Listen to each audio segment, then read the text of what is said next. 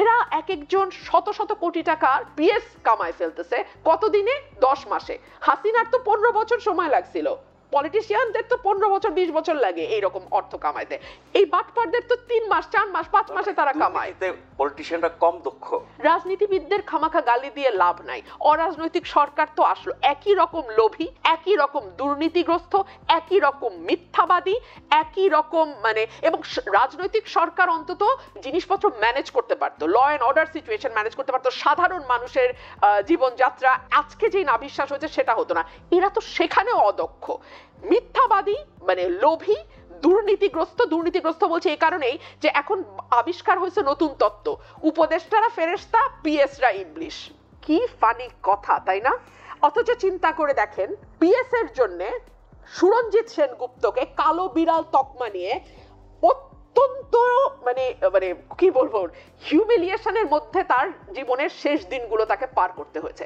তখন কিন্তু বাংলাদেশের জনগণ তাকে ক্ষমা করে নাই। আর আজকে এইসব উপদেষ্টা যাদের কোনো রকম পলিটিক্যাল ব্যাকগ্রাউন্ড, ফ্যামিলি ব্যাকগ্রাউন্ড কিছু নাই, এরা এক একজন শত শত কোটি টাকার পিএস কামায় ফেলতেছে কতদিনে? 10 মাসে।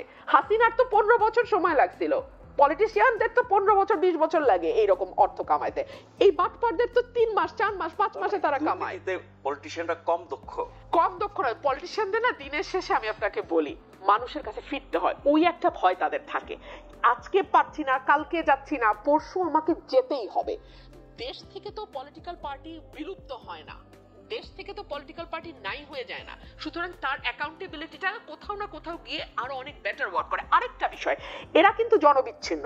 এরা এখন আসছে বাংলাদেশে, দুদিন পর চলে যাবে আমেরিকা, চলে যাবে লন্ডন, চলে যাবে সিঙ্গাপুর। আপনি এদের টিকিও খুঁজে পাবেন না। কিন্তু আমাদের তো ভাই যাওয়ার জায়গা নাই। পলিটিশিয়ানদের তো পালিয়ে যান, দেখলাম তো আমরা। আবার ফিরে তো এদের তো আর ফিরার দায় নাই, তার মানে রাজনীতিবিদদের যে দোষ নিয়ে আমরা সারা জীবন কথা বলি, এখন অরাজনীতিবিদদের একই অবস্থা দেখছি, তাহলে এটা কি আমাদের জাতিগত সমস্যা?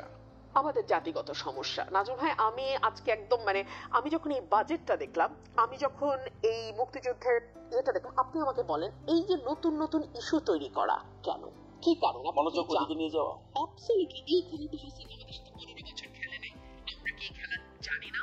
এই খেলা আমরা দেখি নাই? যখন রাজনৈতিক দলগুলোর সঙ্গে আপনি দ্বিতীয় দফা বৈঠক করছেন ঐক্যমতে আসবার জন্য, তাই না?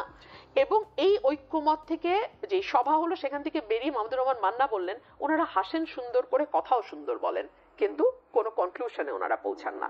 কারণ কনক্লুশনে পৌঁছলে কোনো প্রশ্নের জবাব দেয় না।